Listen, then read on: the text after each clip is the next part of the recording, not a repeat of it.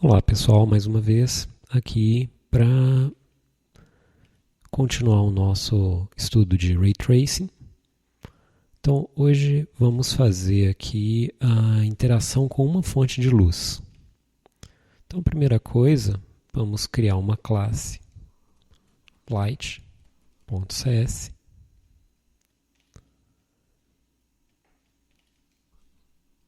using system numerics para utilizar o vector 3. Então minha classe light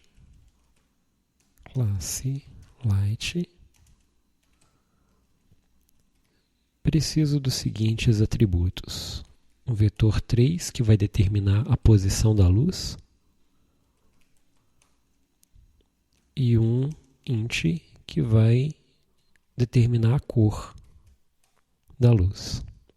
Criar um construtor public light.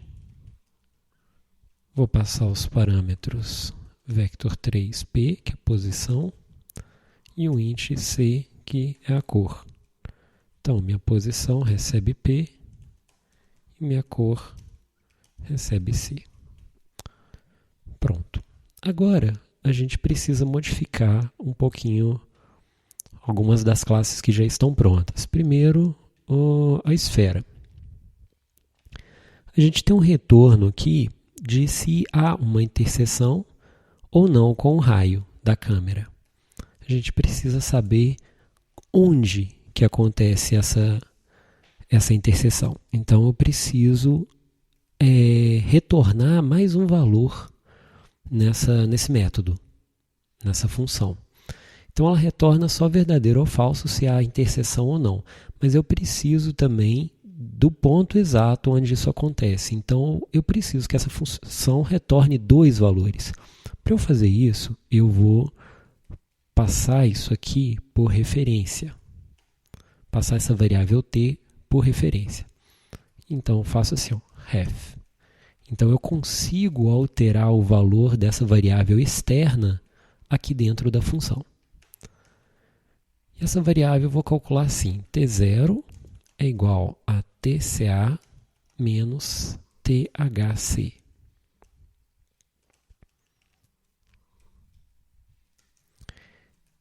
Esse valor thc, vamos calcular ele aqui.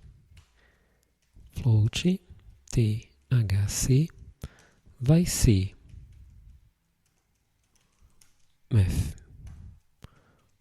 f ponto raiz quadrada do raio ao quadrado menos a distância ao quadrado. Tá? Isso aqui é basicamente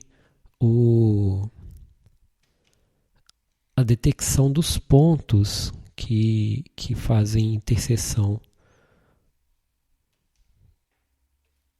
Deixa eu pegar um slide em branco aqui.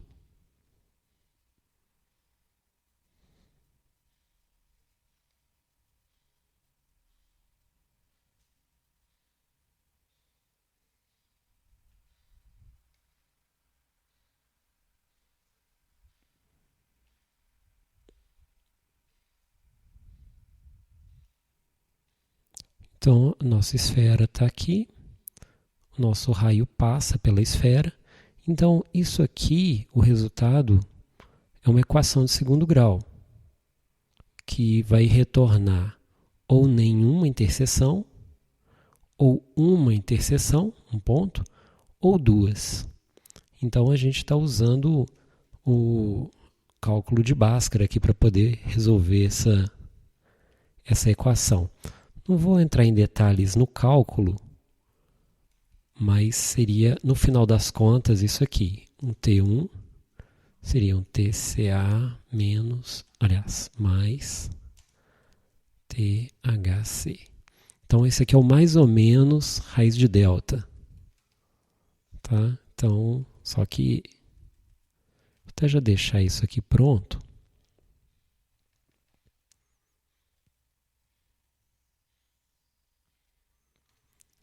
Então eu já deixar esse valor aqui também como referência, que a gente pode precisar do valor menor ou maior entre esses dois. Então ele pode retornar esses dois valores. Por enquanto, o T0 aqui, um dos valores, só o menor, para a gente já é suficiente. Na classe Trace, a gente precisa acrescentar. No caso aqui, eu já tinha até definido esses dois valores, o T0 e o T1, T0 e T1, que é os dois pontos onde acontecem. Ah, aqui está dando erro porque eu tenho que passar por referência, então tem que fazer um ref aqui antes. Então esse valor entra lá para dentro da função e ele sai. Se eu consultar esse valor aqui de volta, ele pode ser alterado dentro da função, porque a gente está passando isso por referência. Aqui a gente calculava somente o objeto que acontece a interseção. Agora eu quero calcular também o ponto, então faço o seguinte. Se o meu T0 for menor que o hit, que é o ponto aqui, olha, esse ponto que eu já tinha definido, que é o ponto de colisão, então se esse ponto for menor, então hit recebe T0. Ou seja, se tem uma esfera na frente de outra, esse ponto vai ser o da que estiver mais à frente, em que a distância vai ser menor. Então, basicamente isso aqui.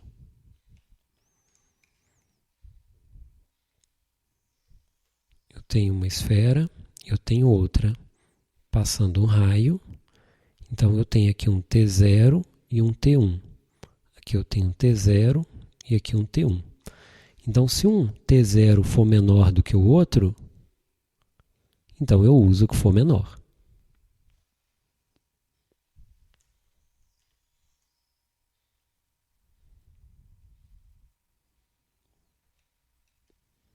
Ok. Agora, precisamos acrescentar o cálculo de luz aqui. Até então, o que fizemos foi definir que se tem um objeto sofrendo interseção, a cor é do objeto. Então, seria isso aqui. Tá? Se caso não tem nenhum objeto, a cor é do background. Então, agora a gente vai calcular essa cor. A cor vai ser calculada assim. Vector 3, hit, que é o ponto. Na verdade, aqui é o hit é a distância, né?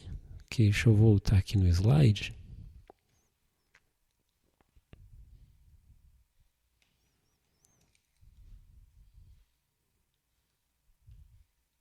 Então, quando a gente calcula isso aqui, o hit seria esse tamanho aqui. Então, isso aqui é um valor, é um número. Tá legal? Então, a gente precisa determinar qual é o ponto. E o ponto é um valor x, y, z. Então, eu só tenho aqui o quanto para aquela direção eu vou, né? Para a gente achar isso, a gente precisa fazer o seguinte, a gente já tem a direção. A direção é o vetor da câmera. Esse aqui é um vetor unitário. Na nossa câmera, a gente definiu que a direção seria essa aqui. Ó. Se a gente acha que esse valor aqui é 5, por exemplo, então seria isso vezes 5. Então, ele caminharia 5, seria o ponto 0, 0, 5, o ponto de colisão na esfera. Tá? Então, simplesmente isso. A equação do ponto é igual ao ponto da câmera mais esse n, né? Esse hit aqui, hit vezes a direção da câmera.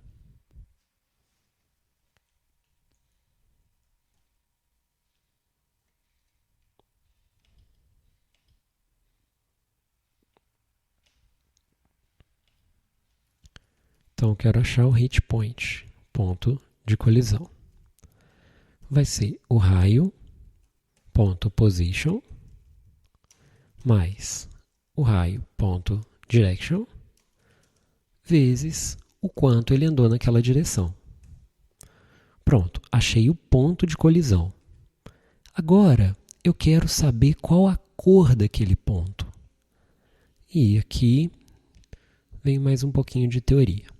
É o seguinte, a cor de um determinado ponto dentro de uma imagem que tem uma fonte de luz vai ser a cor do objeto mais a quantidade de luz que é influenciado naquele ponto. Então, por exemplo, um ponto, está aqui a fonte de luz. Um ponto aqui é mais claro do que um ponto aqui. E aqui tem menos luz. Tá? Então, para a gente calcular isso, depende do ângulo da face do objeto virada para a luz. Eu já cheguei a mostrar isso lá nas nossas aulas de vetores, que a gente pode calcular da seguinte forma. Eu tenho um ponto e eu tenho a luz. Se eu faço a luz menos o ponto, aliás, o ponto menos a luz, eu tenho raio em direção à luz. Se eu faço a luz menos o ponto, eu tenho raio em direção à luz. Eu, normalizando esse raio, eu tenho um vetor unitário que aponta na direção da luz. Eu sei o vetor normal das faces. Essa informação geralmente a gente guarda no modelo 3D. Então eu tenho aqui as normais. Tem uma operação, que é o produto escalar, que nos diz o seguinte: se dois vetores estão apontando na mesma direção, assim, eles têm valor positivo. Se eles são perpendiculares, formando 90 graus, assim ou assim, tem valor 0. E se eles estão apontando em direções opostas, assim ou assim, então estou comparando com esse vetor aqui, ele tem valor negativo. Ou seja, ele tem um valor maior se os dois estiverem apontando na mesma direção. E à medida que esse ângulo aumenta, esse valor diminui. O dot product pode ser representado como o módulo de um vetor vezes o módulo do outro, cosseno do ângulo entre os dois vetores. E o cosseno, a gente sabe que é a projeção de um vetor sobre outro. Então é esse tamanho. Então faz sentido aquilo de quando eles são ortogonais, né, formam um ângulo de 90 graus, esse tamanho ser 0. E quando passa dos 90 graus, eles estão apontando em direções opostas, o valor ser negativo. Então, baseado nisso, a gente pode calcular a luz, que essa face então vai ter valor maior nesse produto vetorial, produto escalar. Essa face vai ter um valor um pouquinho menor, e essas aqui vão ter valor negativo. Então, eu multiplico o valor da cor por essa intensidade da luz. A nossa primeira luz que colocamos no ambiente pode ser chamada de luz ambiente.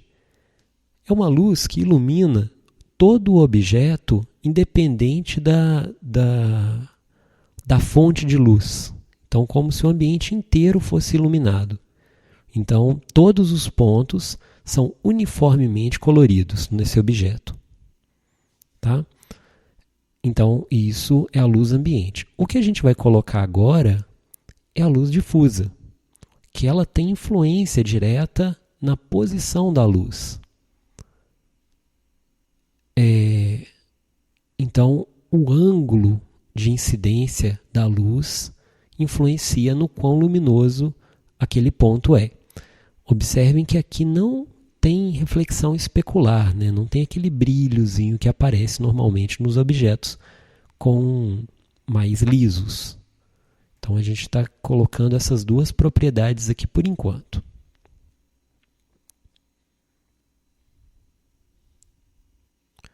Voltando, então já sabemos o ponto, agora precisamos do vetor que aponta para a direção da luz. Então, a gente tem o hit point, o ponto de colisão, do centro para a esfera. A esfera atual é determinado pelo Object Index, ponto center. Isso é um vetor e eu preciso normalizar esse vetor. Normalizar é tirar qualquer tipo de magnitude, eu quero só a direção. Então, para garantir que eu estou pegando só a direção, eu vou colocar que normal é o vetor normal normalizado. Agora eu vou pegar a direção da luz, light dir,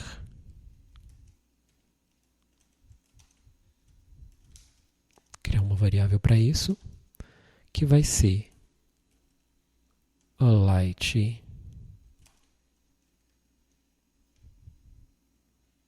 Que eu não passei ainda. Tenho que passar aqui a minha luz. Então, vai ser minha luz, ponto, position, menos o ponto onde acontece a colisão. Pronto, então agora meu light dir, preciso também normalizá-lo.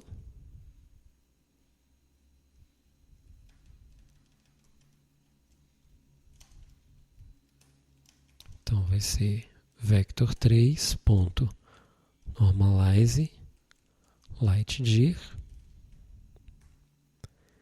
E agora eu vou fazer o produto dot da normal do objeto e a luz. Então, resumindo aqui o que eu fiz. Vou pegar mais uma vez o slide.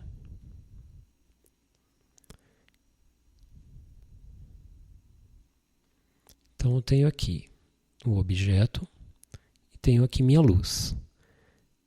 Eu calculei um vetor que vai da luz ao objeto e calculei e mandei normalizar ele. Então, seria o light dir. Então, imaginem que existe esse vetor em qualquer ponto do objeto. Então, o vetor é algo solto, né? Não tem uma origem. Então, qualquer ponto do objeto eu tenho como aplicar esse vetor. E eu quero o vetor normal, que é o vetor da face. Eu falei que essa informação geralmente é carregada dentro do objeto, né? Mas aqui eu tenho a forma paramétrica da circunferência, eu não tenho as normais. Como é que eu faço isso? Quando eu jogo um raio, eu encontro o ponto de colisão desse raio, né? Se eu fizer o centro da circunferência o ponto menos o centro da circunferência, eu tenho um vetor que aponta para esse ponto. E isso, normalizado, é a normal. Para qualquer ponto que eu fizer o ponto de colisão menos a circunferência, eu tenho um vetorzinho para cá. Se eu fizer aqui, esse menos esse, eu tenho um vetor nessa direção, um vetorzinho para cá. Então, isso vai servir de normal. Voltando no código, então aqui eu tenho minha normal, que é o meu ponto de colisão menos o centro da esfera. Normalizei ele. Deixa eu até separar aqui as linhas. Aqui a minha direção da luz, que vai me dar um vetorzinho também que eu normalizei ele. E agora eu vou calcular o produto escalar dos dois. Então, dot product, dot entre a normal e a minha luz, minha direção da luz. Pronto, então eu tenho aqui a intensidade que a minha luz interfere no meu objeto. Tá. Para eu calcular a minha cor difusa, um float aqui, difusa, vai ser a cor do meu objeto vezes a normal, o dot, né, o produto escalar. Se ele for maior do que 0, vai ser esse valor. Se ele for menor do que 0, vai ser 0. Tá? Eu estou usando aqui um operador ternário para poder calcular isso. Eu poderia ter usado um if. Tá? Aquilo ali é a mesma coisa de escrever. Se n.l maior que 0,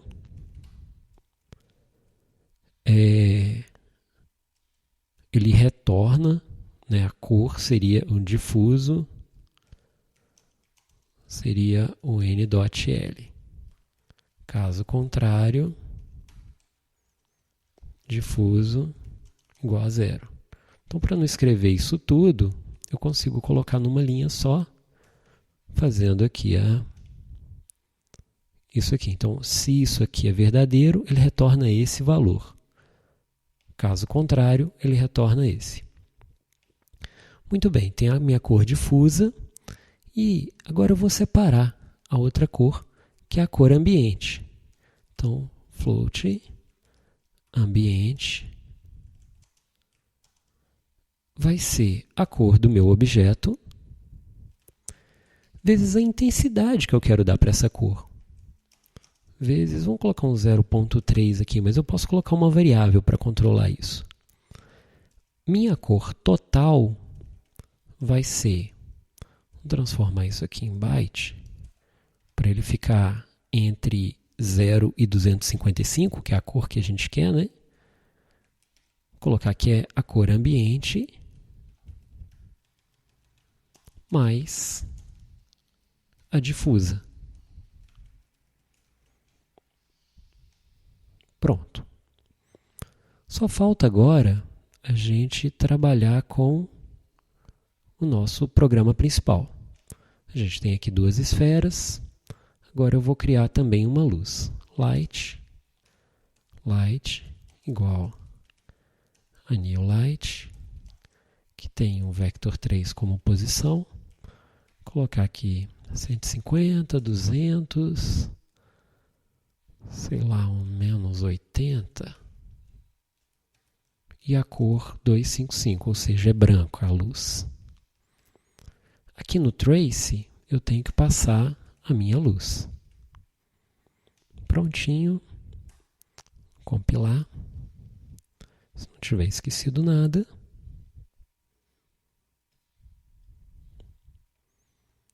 Olha, agora já começou a gerar sombra. Tá. Para corrigir um probleminha que vai dar aqui, com relação o valor passar de 255, vou precisar incluir mais uma coisinha aqui. Using system. Para utilizar a função matemática, eu vou fazer aqui math.clamp.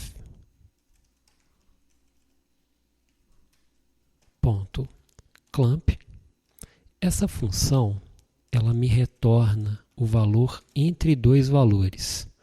Então, esses dois valores aqui, eles têm que estar compreendidos entre 0 e 255.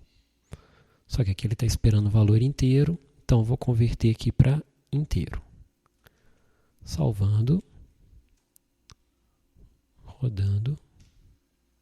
Agora sim, sumiu aquele borrão preto que aparece aqui porque esse valor estava passando de 1, passando de 255.